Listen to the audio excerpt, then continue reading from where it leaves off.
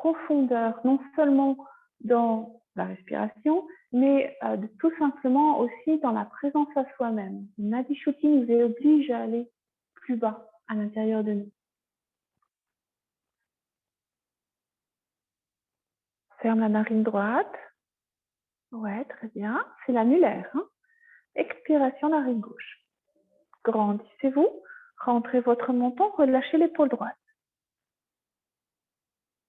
Inspiration.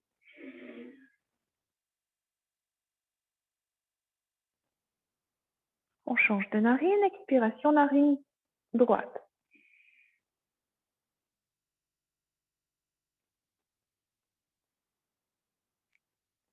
Inspiration.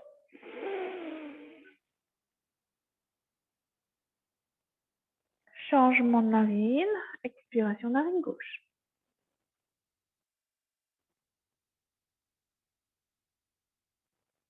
Inspiration, narine gauche.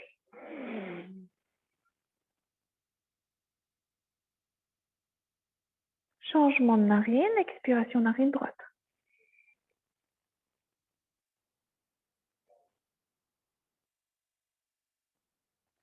Inspiration. L'expiration est toujours plus longue que l'inspiration. On essaye d'expirer par la narine gauche 2 fois plus longtemps que la narine droite.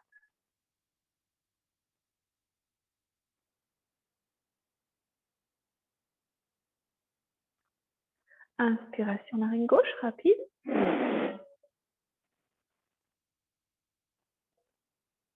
On met l'annulaire sur la narine gauche, expiration, narine droite.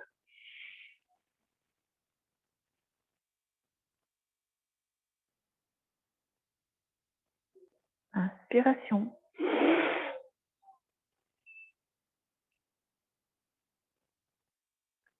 Change de narine, expiration, narine gauche.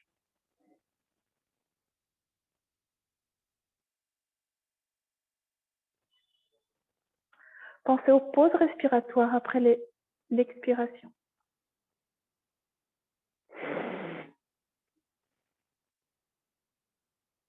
Relâchez bien les épaules, grandissez bien votre dos, rentrez votre menton. Changement de narine.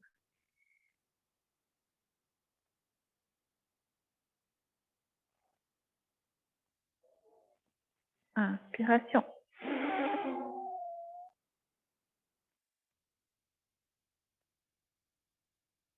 Changement de narine. Expiration.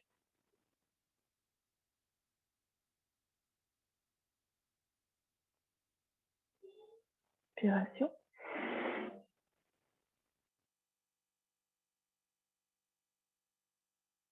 Changement, expiration 2 fois plus long que l'inspiration.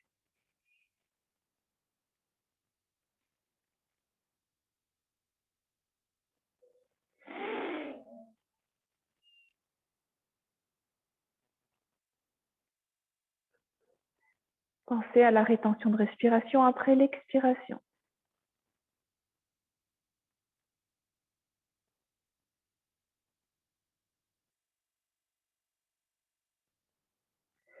Dernier tour, inspiration rapide.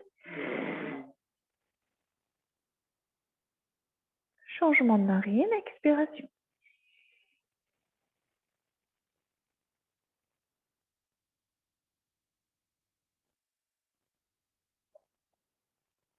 Prenez quelques secondes de temps pour observer déjà ce que cette respiration vous a procuré.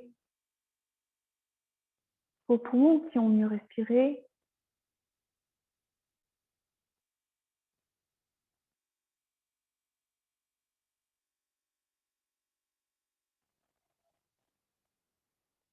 Votre tête, l'intérieur.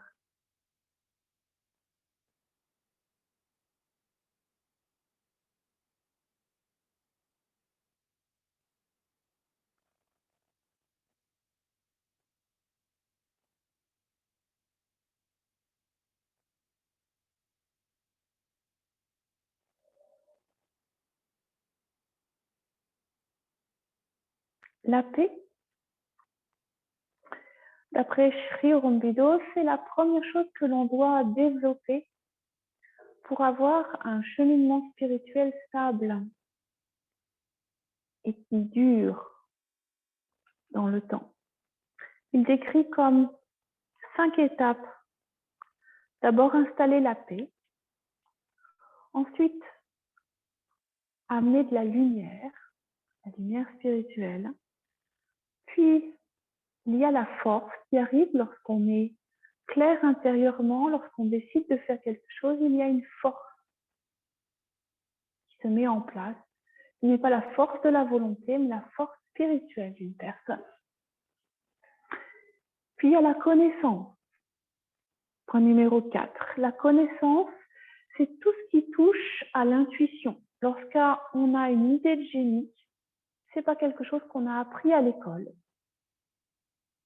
C'est un ressenti que l'on va matérialiser dans une action. Et quelque chose qu'on a ressenti d'ailleurs. Les idées de génie, ça ne s'apprend pas. Ça se reçoit. Et parfois, c'est un peu, la ligne n'est pas très pure, alors on a un peu des perturbations, mais on en est tous capables. Puis on la matérialise dans une action. Des choses très simples, par exemple, lorsque l'on est très lié à quelqu'un, on va sentir, même si cette personne n'est pas présente avec nous, on va se dire, oula, il faut que je lui téléphone, peut-être qu'elle ne va pas bien en ce moment. On ressent quelque chose, c'est une connexion avec la personne. Mais cette connexion avec la personne, elle peut être aussi tout à fait possible avec une connexion, avec une conscience plus élevée. Car la conscience qui a tout créé est naturellement plus puissante que la personne qui nous est proche. Donc ces idées de génie, elles sont tout à fait possibles et on peut tout à fait devenir un instrument de la conscience la plus haute et la plus pure. Nous, au moment où on est dans notre vie, on peut recevoir une idée de génie, une intuition qui va donner une direction à notre vie, qui correspond à notre destin et aux actions que l'on peut faire dans ce monde pour aller en alignement avec son âme. Cette connexion, elle ne peut se faire que s'il y a la paix qui est présente. Si dans la tête, on a 30 000 pensées qui vont dans tous les sens, si on est continuellement dans un environnement de bruit, nous qui sommes à la campagne, on a un peu plus de chance. Vous savez très bien que quand on va en ville, on sent qu'au niveau de la conscience, on est un peu opprimé. Et quand on revient à la campagne, c'est comme si on pouvait respirer, mais pas seulement avec nos poumons, mais avec notre conscience. Parce qu'il y a plus de place pour penser. Et quand on va en haut d'une montagne, je ne sais pas si vous avez vu La Belle Verte. Moi, j'adore ce film. J'ai pu le voir au moins 10 fois. Quand on va en haut d'une montagne, on pense beaucoup plus clair. Et c'est là où il y a de la place pour avoir des idées de génie et trouver notre place dans ce monde. Donc, la paix, la lumière, la force spirituelle, la connaissance. Et le dernier point, c'est le ananda, c'est la joie spirituelle. Une fois qu'on... Et en général, les 5 vont ensemble dans un développement spirituel. La paix, pour installer cette paix, il faut d'abord le souhaiter. Il faut aussi s'entourer d'une ambiance de silence. Si on est toujours dans le bruit, la paix ne va pas trouver de place. Le silence, c'est indispensable. Et si vous êtes entraîné au silence, le silence a presque une musique particulière. Je vois des gros yeux là un petit peu. Il y a un son dans le silence. Et on se l'approprie et on l'installe. Dans la tradition hindoue, on va volontiers comparer la paix aux profondeurs de l'océan. Il n'y a aucun bruit. Et quand on se connecte aux profondeurs de l'océan, je ne sais pas, mais moi, j'y suis jamais allée, rien que les documentaires sur l'océan, on ressent cette puissance de la paix qui est dense, très dense au fond de l'océan. Et c'est ça qu'on s'approprie et qui donne le bon terrain pour pouvoir continuer son ascension spirituelle. On peut donc inviter le silence chez nous. On peut aussi s'entourer d'un halo qui correspond à la paix. De quelle couleur est la paix? J'ai posé la question il y a quelques années. Donc, ceux qui étaient là les années précédentes, laissez répondre les autres. De quelle couleur est la paix?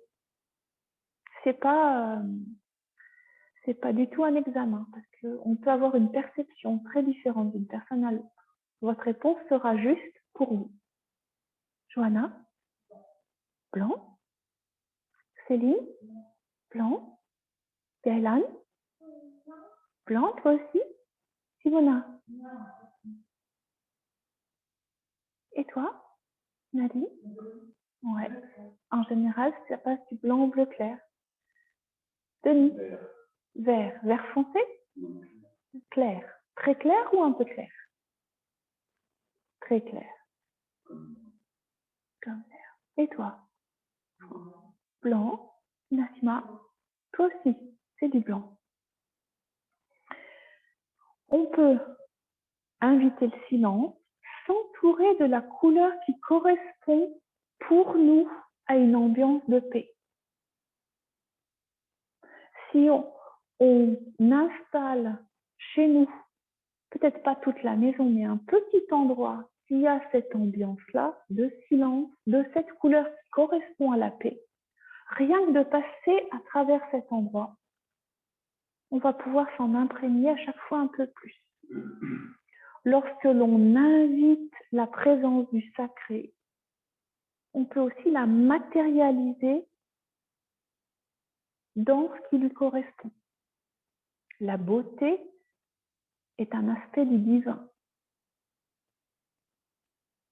Il y a des fleurs aussi, quand on les regarde, on a l'impression que c'est très paisible, mais pas toutes. Il y a des fleurs qui n'ont pas cette vibration de la paix. Alors, je vous propose de faire ce cours dans cet esprit-là. On a beaucoup de chance dans cette salle-là. On a du silence. À travers, il y a peut-être un tracteur un peu plus loin, à travers le bruit, il y a toujours du silence, de toute façon. Allez chercher ce silence à travers le bruit. Entourez-vous de la couleur qui correspond pour vous à la paix et restez dans cette ambiance intérieure.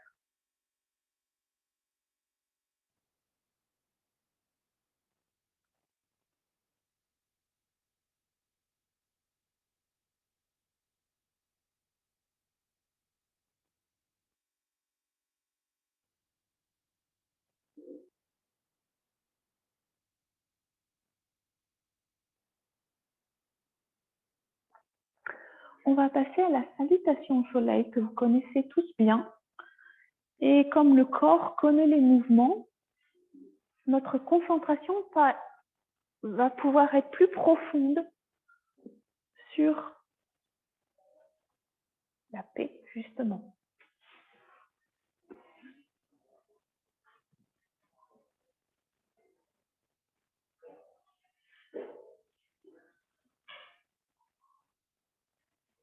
Les deux pieds parallèles, on est à l'avant du tapis. Namaskar Mudra. Allez chercher le silence à travers le bruit.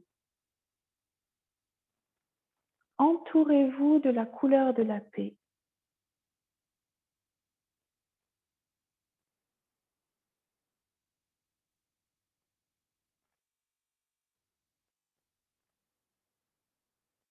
Peut-être que ça vous aide si vous allez chercher l'immensité des profondeurs de l'océan.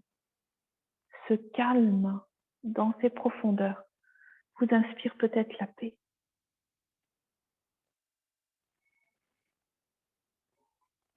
Inspiration. Expiration.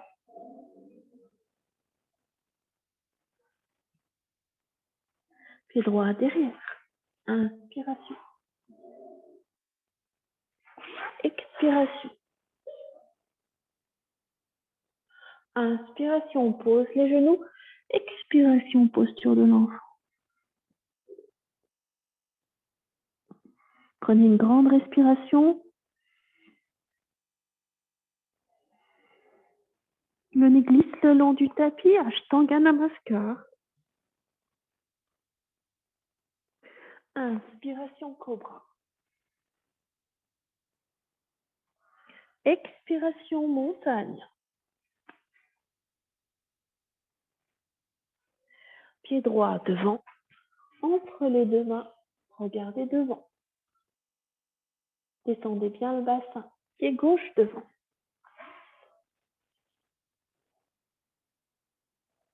Inspiration, grandissez-vous.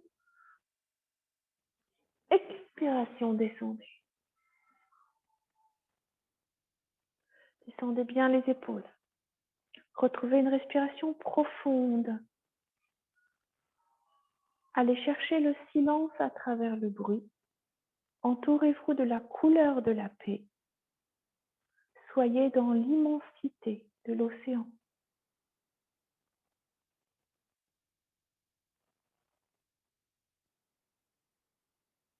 Inspiration.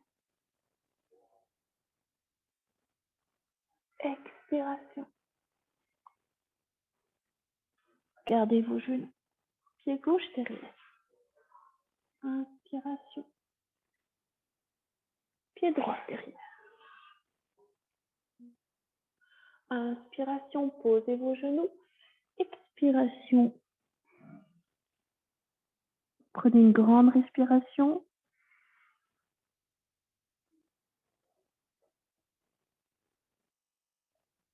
Ashtanga Namaskar, c'est normalement une rétention.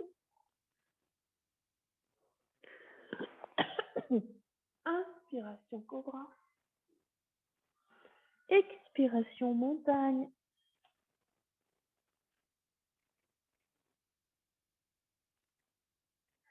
Pied gauche devant. Pied droit devant. Regardez vos genoux. Inspiration, grandissez-vous. Namaskar Mudra. Lâchez les épaules, fermez vos yeux. Retrouvez le silence à travers le bruit. La couleur de la paix autour de vous.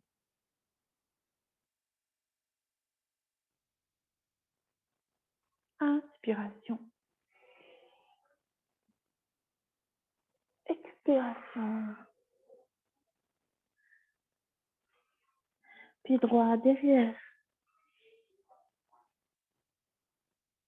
Pied gauche derrière. Inspiration. Expiration. Prenons une grande respiration. Une grande expiration. Ashtanga Namaskar. Inspiration Cobra. Expiration Montagne. Pied gauche devant.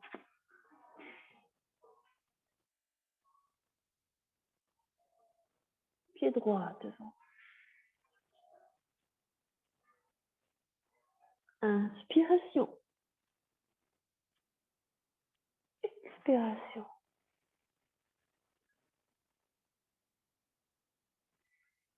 Prenez un moment pour retrouver votre souffle et être dense dans votre concentration de paix.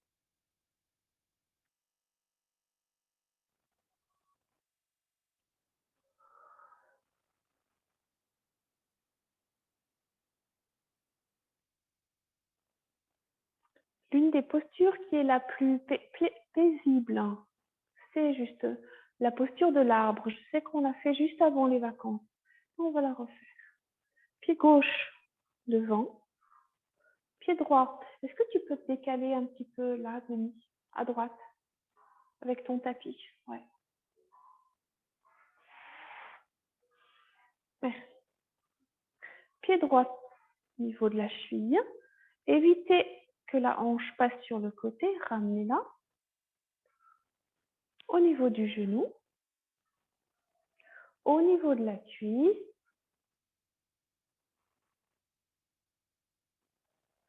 Allongez votre respiration. Descendez le centre de gravité de la respiration le plus bas possible. On va rester aujourd'hui en Namaskar Mudra.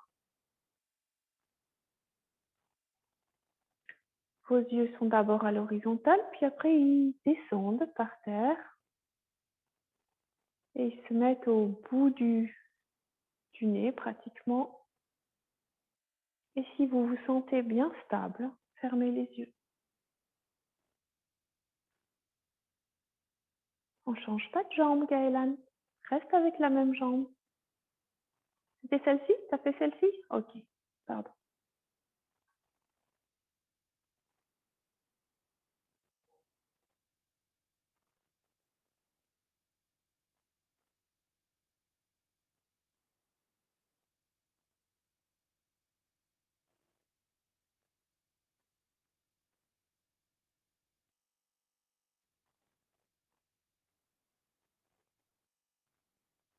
Et puis on lâche. Pose le pied par terre. Relâchez la tension au niveau du pied. Allongez votre respiration toujours dans la paix. Pied droit. Pied gauche au niveau de la cheville. Au niveau du genou. Au niveau de la cuisse. Ramenez la hanche si elle est trop sur le côté. Ramenez vos bras en Namaskar Mudra, très paisiblement. On descend bien les poignets, n'est-ce pas? Namaskar Mudra, c'est en descendant les poignets. Allongez votre respiration.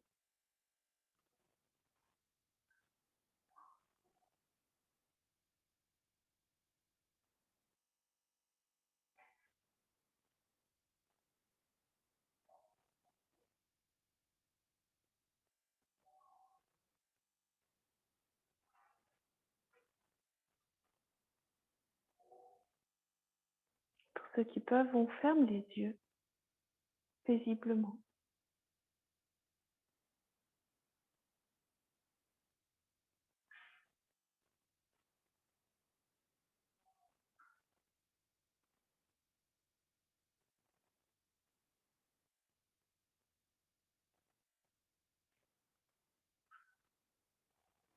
Puis on relâche et on revient.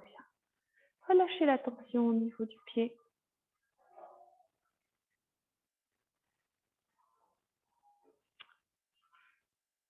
On va faire un peu d'anatomie aujourd'hui. Est-ce que tout va bien sur Zoom? Vous m'entendez bien? Ça ne résonne pas trop? Non, ça va très bien, Lorraine. C'est très bien. Super. Alors, pour ceux qui étaient là les années précédentes, on a déjà parlé de cette longueur du coude jusqu'à la clavicule, enfin du bras.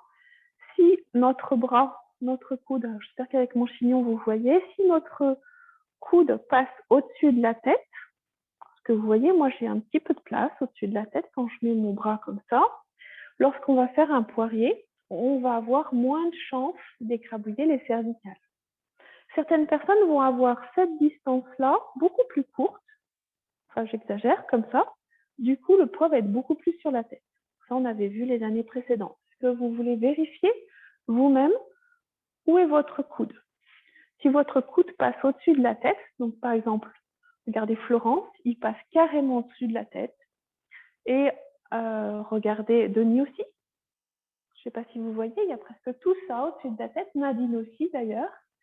Céline, ça passe juste, mais ça passe. Ça passe juste, mais ça passe. Par contre, Simona, vous voyez que c'est au même niveau que le haut de la tête, même un peu plus bas.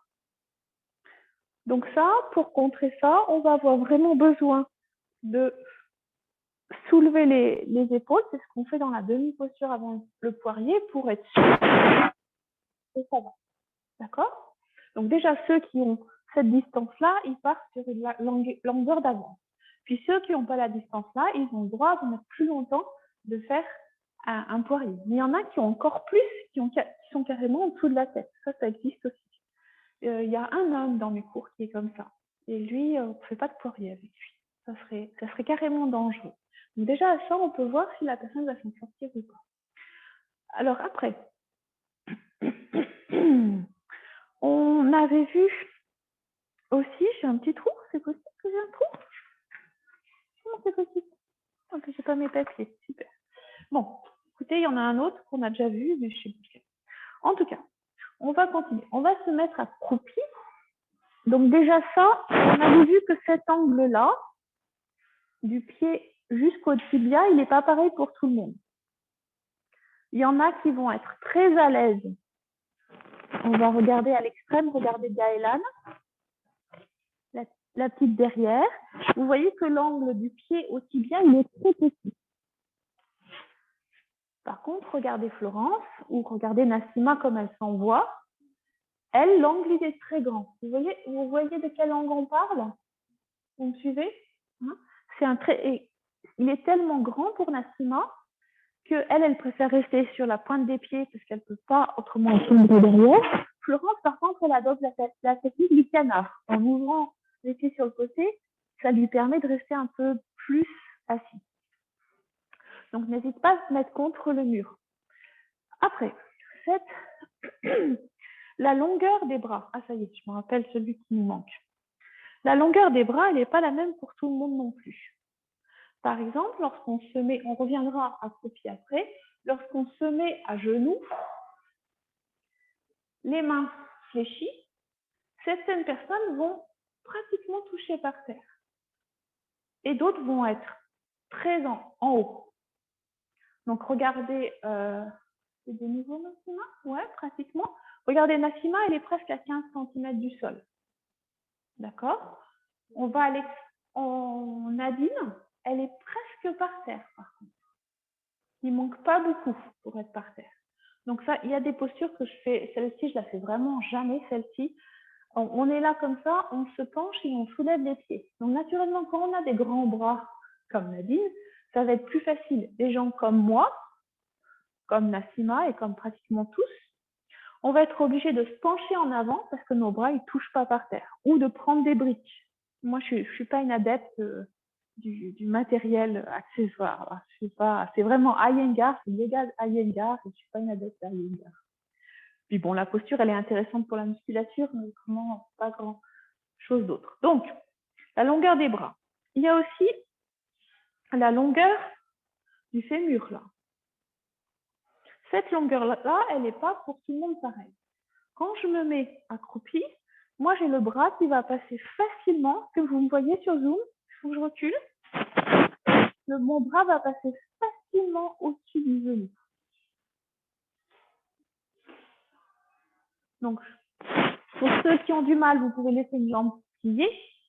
Pour les autres, on peut être accroupi et mes bras ils passent facilement au-dessus des genoux. Ouais, donc il faudrait reculer et mettre les pieds par terre. En fait, c'est le fait. Donc, vous pouvez aussi allonger une jambe. On va le faire plus simple. Problème d'équilibre. Allez, on allonge une jambe. On ramène sa jambe le plus vers nous possible. Et moi, mon bras, il passe au-dessus du genou. Si je veux le mettre à l'horizontale. Certaines personnes vont passer très juste.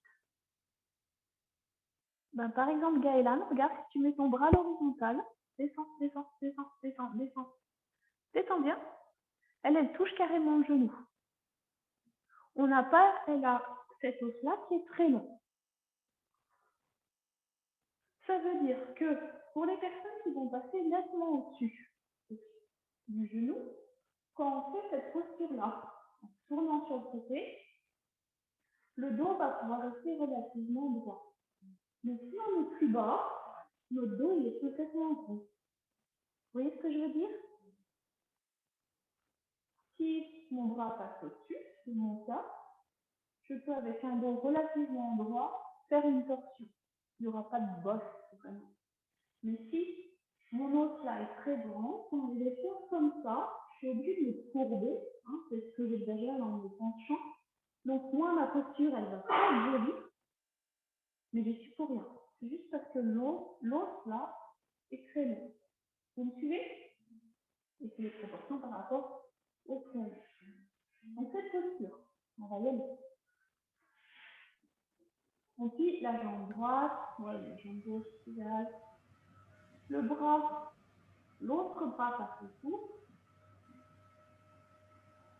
Main droite derrière la colonne vertébrale, grande pivot, et on passe derrière. Donc ça, c'est une des variantes. Si on va Lorraine, aller tu plus peux loin parler dans en la face de ton micro? Pardon? Tu peux parler en face de ton micro parce qu'on t'entend moins bien depuis... Attends, il est passé derrière. Merci, merci. Moi, je sais pas. Est-ce que c'est mieux? Beaucoup mieux. Merci beaucoup. Redis-le-moi, Florence, quand ça va pas. Hein? D'accord, pas de problème. Alors, on revient. Revenez. Ouais, c'était de l'autre côté, exactement. Revenez. Donc, avec le bras opposé, cette fois, on va passer le coude derrière. Le bras opposé, Céline. Il faut l'autre bras. Voilà. On passe le coude derrière. Donc, pour ceux qui sont plus en bas, ils vont se retrouver complètement torturés dans tous les sens. Pour ceux qui ont un peu plus d'aisance, cette posture ne va pas être si compliquée que ça. Et le dos va pouvoir rester droit. Vous suivez? Ouvrez bien votre épaule qui est derrière, fermez bien l'épaule qui est devant. Et sur Zoom, n'hésitez pas à me redire ce qui passe derrière. Pourtant, j'essaye de faire attention. Donc, on peut aussi se mettre sur le bout des doigts de derrière. Puis on revient, revenez, relâchez, étirez de l'autre côté.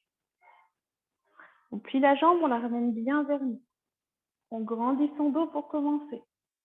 C'est le bras opposé qui vient attraper le genou, la main qui est derrière.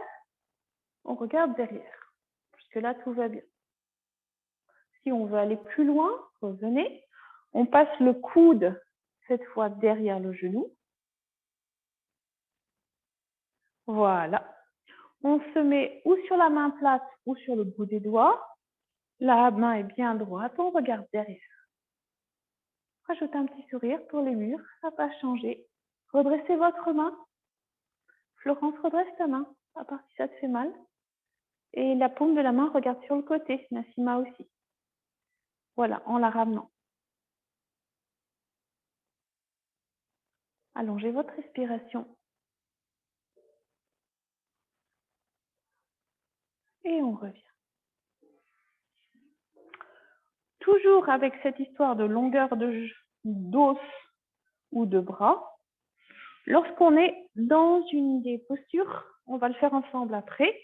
Attendez, je vais le faire comme ça. On le fait ensemble après. Hein. Lorsqu'on est dans une des postures du guerrier et qu'on pose sa main à côté, si cet os est plus long que le bras, on n'arrivera pas à poser. Si on veut faire la torsion dans la posture, donc avec le coude de l'autre côté, attendez, j'y suis, et on remonte. Même chose, si cet os-là est plus grand, ou plus petit, on va avoir beaucoup de mal à faire une torsion où on est stable. Ça va dépendre de la longueur de l'os. Allez, on le fait ensemble. Il y a un téléphone qui n'est pas éteint en bas. Tu as des gens qui te téléphonent des fois? C'est des bips? D'accord. Alors, on est à l'arrière du tapis. On fait un grand pas devant. On pose le talon derrière. Le pied de derrière, il y a 45 degrés en diagonale. C'est un peu plus grand pan. Pas Nassima. Tu peux y aller, Soyons généreux. Tous les orteils touchent par terre. On plie la jambe. Donc là, on s'aperçoit, il faudra l'idéal qu'elle soit à 90 degrés. Vas-y, descends. Descends. Les deux bras à l'horizontale. Regardez derrière vous, redescendez vos épaules. Regardez vos bras s'ils sont bien à l'horizontale. Puis regardez de nouveau devant. Donc là, c'est une des postures du guerrier. On a la posture de Pavitra Trikonasana, c'est celle-ci. Où on pose la main à côté du pied. Il faut bien descendre le bassin. Et on a le bras qui est pointé devant. On va remonter, ce n'est pas le but d'aujourd'hui. Donc, on est dans la posture du guerrier. Il faut bien descendre le bassin, Céline. Descends, descends, descends. Voilà. On va mettre le bras qui est derrière le coude, derrière le genou. Et on monte le bras opposé. Restez dans la posture. Il faut bien descendre le bassin. Et pour ceux qui peuvent, on passe le coude derrière le genou. Descendez votre bassin. Denis, tu ne te sens pas spécialement faible, plutôt jeune. Tu fais un jeune là, tu n'es pas spécialement faible. Non. Ah, super. Super. On revient à remonter. Elle n'est pas évidente celle-là. Il y a la torsion, il y a la résistance au niveau des cuisses et l'équilibre. Tout c'est une question d'habitude. Super, Denis. On passe de l'autre côté. Fais un pas devant. Le pied derrière. On descend. Donc là, on s'aperçoit que son pas n'est pas assez grand. Si notre genou n'est pas à 90 degrés, la cheville doit être sous le genou. Les épaules sont bien descendues, les bras à l'horizontale. Vérifiez que vos bras sont à l'horizontale, on regarde devant. Pavitra Trikonasana, on met la main à l'intérieur du pied. On descend bien le bassin, on pointe le bras devant. Pointe ton bras devant, Florence, en passant ton... Voilà, très bien. Encore un peu plus le bassin, en bas, c'est parfait. Oui, c'est bien aussi, Nassima. Johanna, c'est super. Gaëlan, félicitations. Ce serait le bras devant, Céline, pour celle-ci. On remonte. Ouais, c'est le bras, regarde, c'est celle-ci, là. C'est pour la stimulation des intestins, celle-là. Donc, on est en trikonasana, on est en posture du guerrier. On passe le coude opposé derrière le genou et on monte le bras.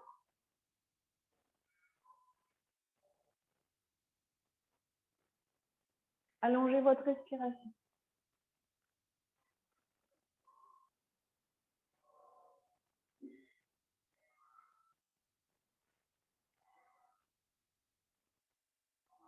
Allez, on revient.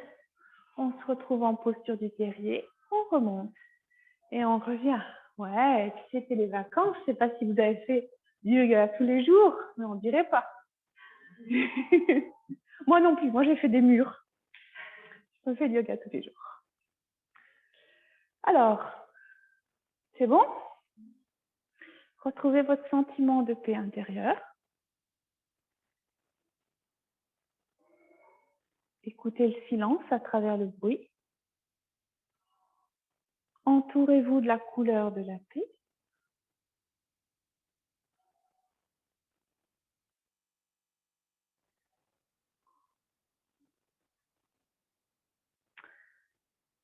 Et on s'assoit.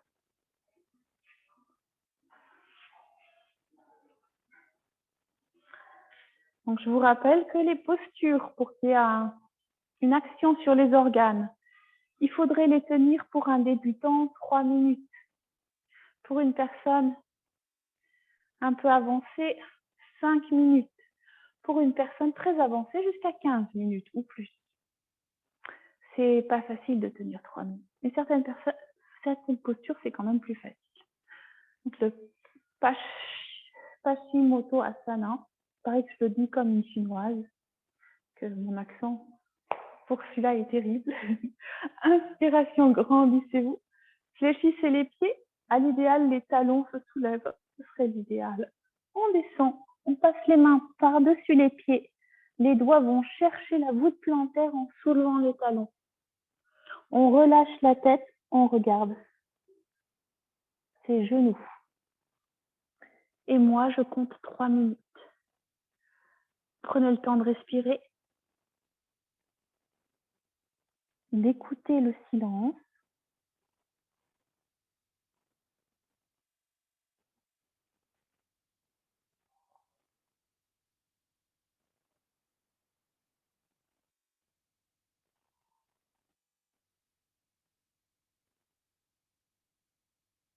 de vous entourer de la couleur de la paix.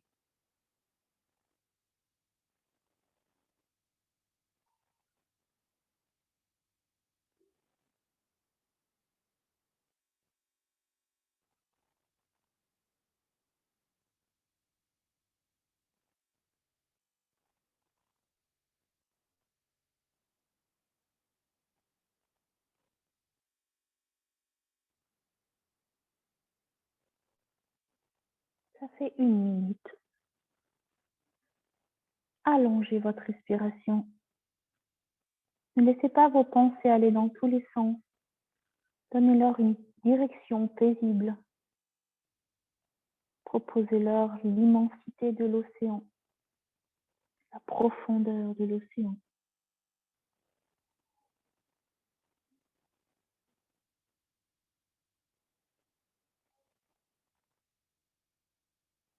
Invitez le silence à installer la paix.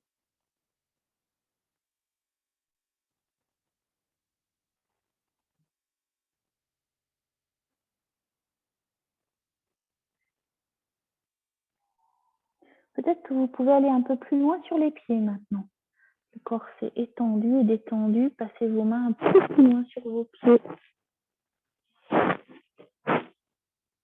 Relâchez bien votre tête, reculez un peu les épaules. 2 minutes.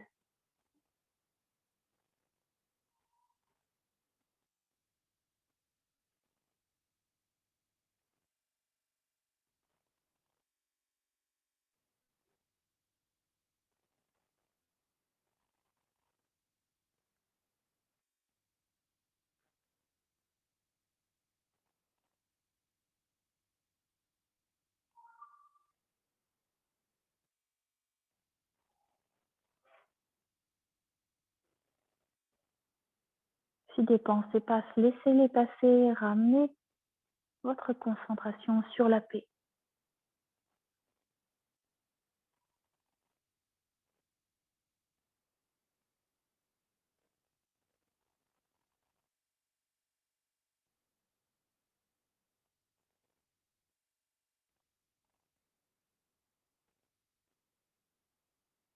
Trois minutes. Étirez bien vos bras et remontez. Passez vos mains derrière le dos. Ouvrez les épaules. Regardez derrière.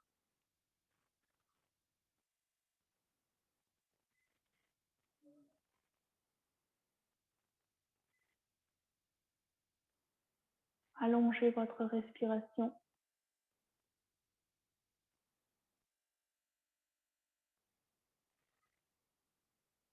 Rajoutez un sourire pour le plafond.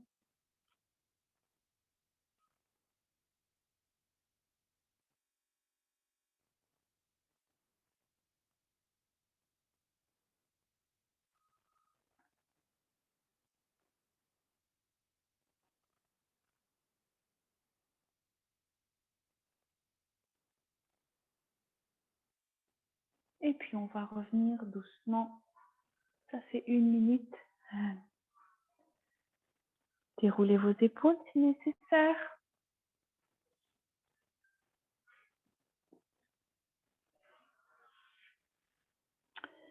J'aimerais bien, pour ceux qui le souhaitent, que vous me donniez une description de quelqu'un de paisible. Comment percevez-vous cette personne?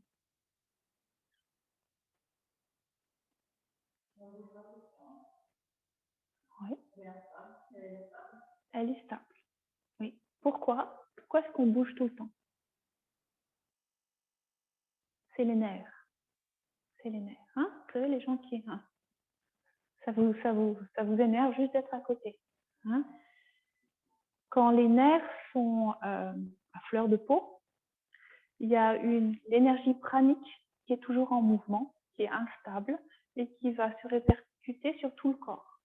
Non seulement sur les nerfs, sur le système nerveux, mais aussi sur les organes qui ne vont pas pouvoir se reposer. Vous savez que les organes, ça se repose aussi. On ne peut pas manger toute la journée, par exemple, toute la nuit. Ils ont besoin de se reposer. C'est pour tous les organes pareil. Très bonne remarque. Quelqu'un d'autre, quelqu'un de paisible. Comment est cette personne?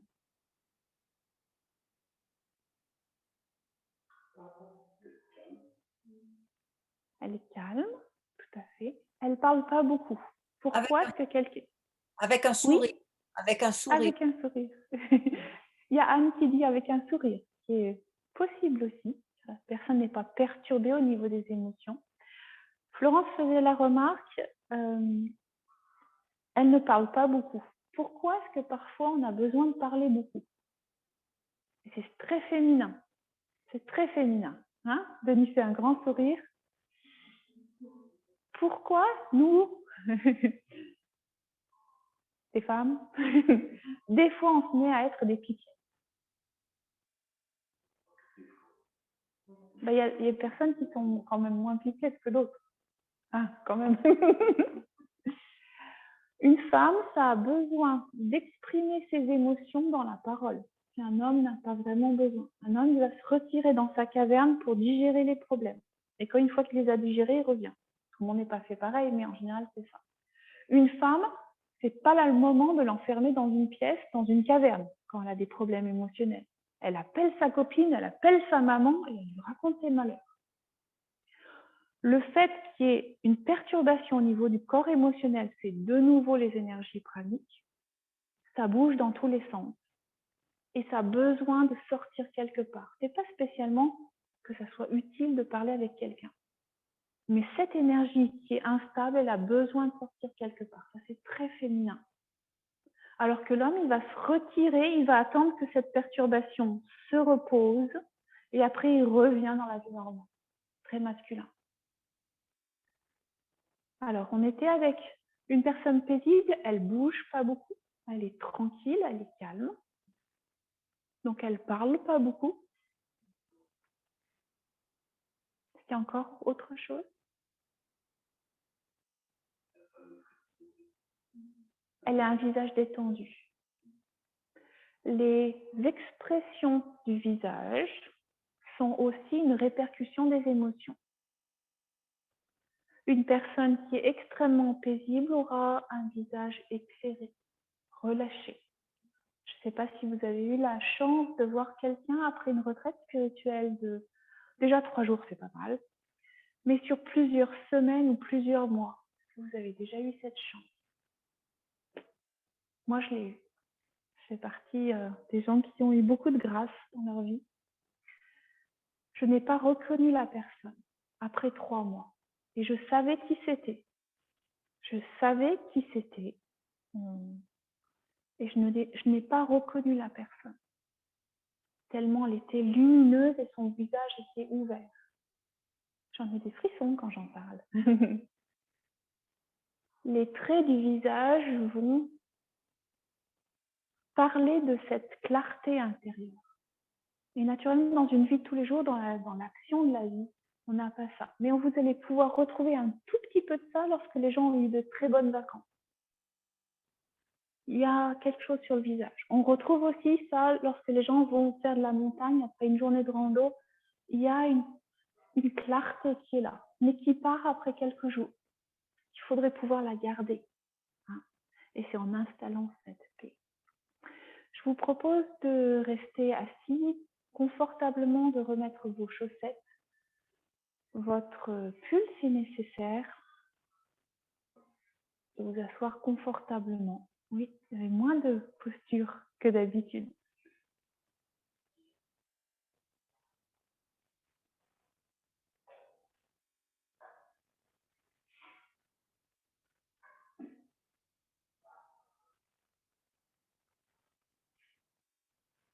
Prenez une respiration lente et profonde.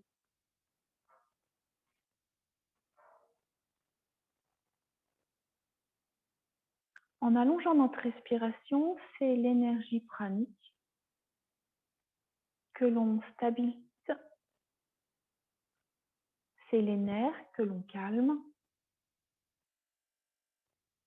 C'est le atma, donc le souffle sacré qui s'installe.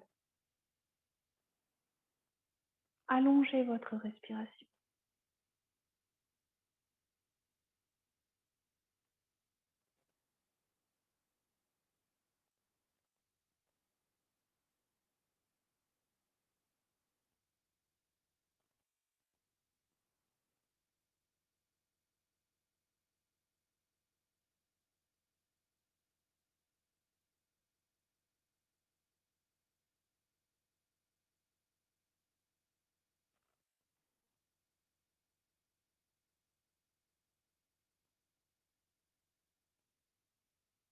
Si des pensées passent, laissez-les passer.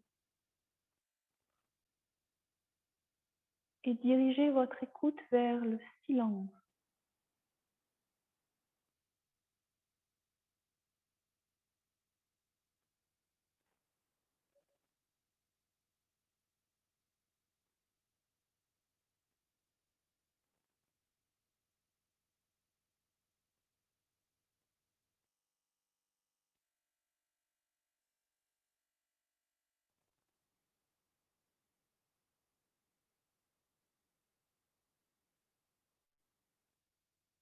Entourez-vous de la lumière de la paix.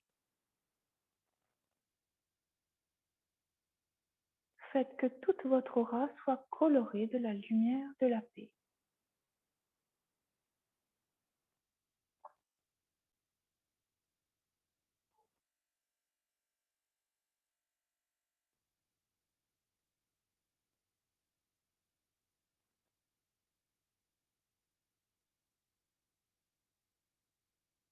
Si des pensées passent, laissez-les passer.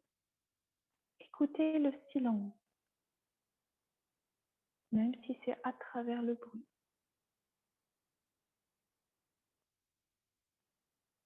Vérifiez que toute votre aura contient la couleur de la paix.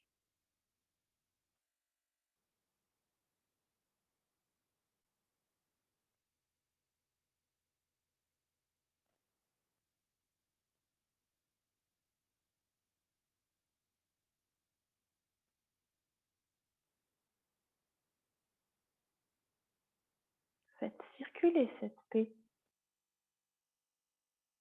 dans tous vos membres,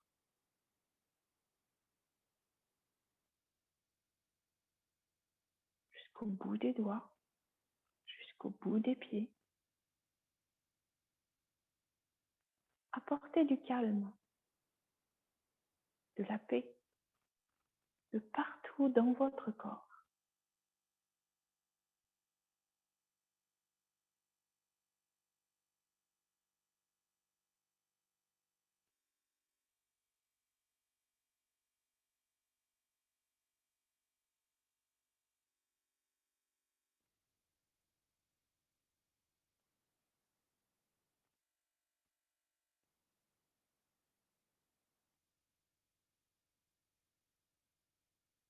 Si des pensées passent, laissez-les passer.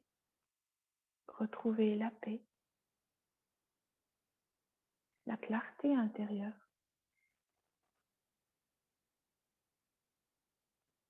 Si vous le souhaitez, dirigez-vous vers les profondeurs de l'océan. Un calme extrême, une immensité extrême.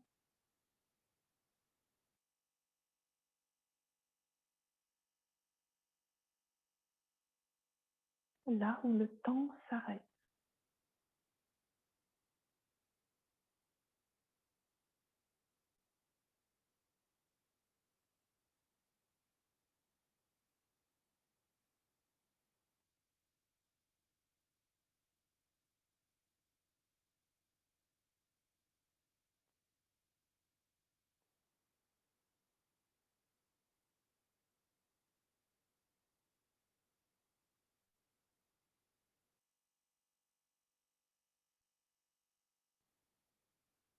Si vos pensées partent, retrouvez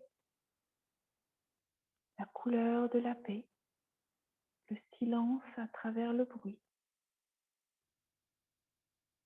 la profondeur de votre respiration. Installez-vous dans la paix.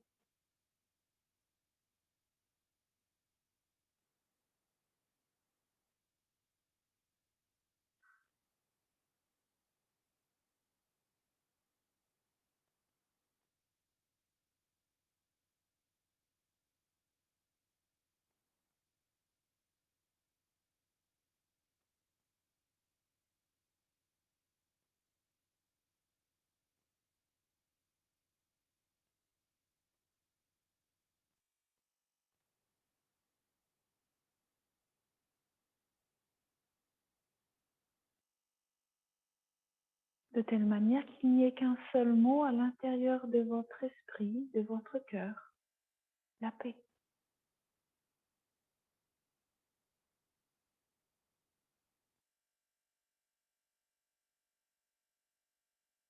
Tout en vous se calme.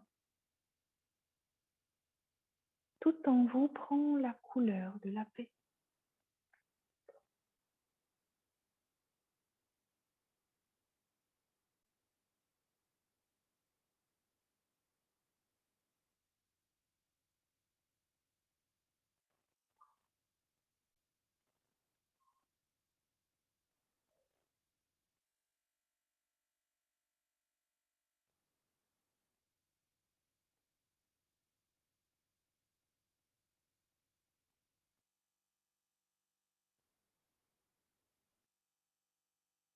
Si des pensées passent, laissez-les passer. Et ramenez votre attention sur la paix. Que ça soit une image, les profondeurs de l'océan, une couleur ou le silence à travers le bruit.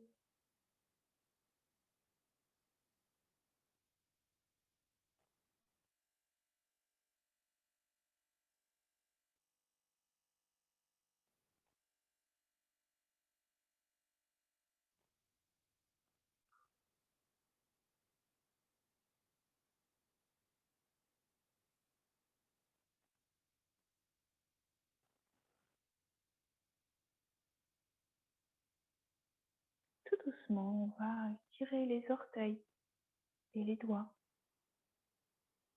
Tout doucement, on va ouvrir les yeux à moitié, puis les refermer.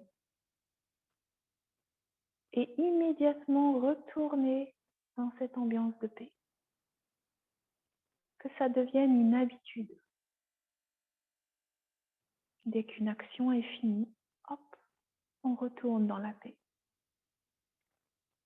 Puis on réouvre les yeux. Pour les yeux ouverts, restez dans la paix. En sanskrit, le mot paix, c'est shanti. Très souvent, à la fin d'un mantra, on chante le shanti. Là, juste avant les vacances, on a fait le Asatoma Sadgamaya. On va le refaire avec 3 fois shanti à la fin. Oh, Asatoma, Asatoma, Satgamaya, Tamasoma, Jyotirgamaya, Mrityoma, Amritam Gamaya.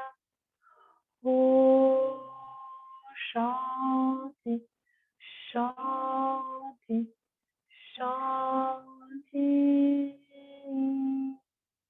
Donc pour ceux qui n'étaient pas là, il y a 3 fois la paix, Shanti, une fois pour nous, une fois pour les autres et une fois pour l'univers. On le refait, c'était un peu timide quand même. Oh, Asatoma Satgamaya.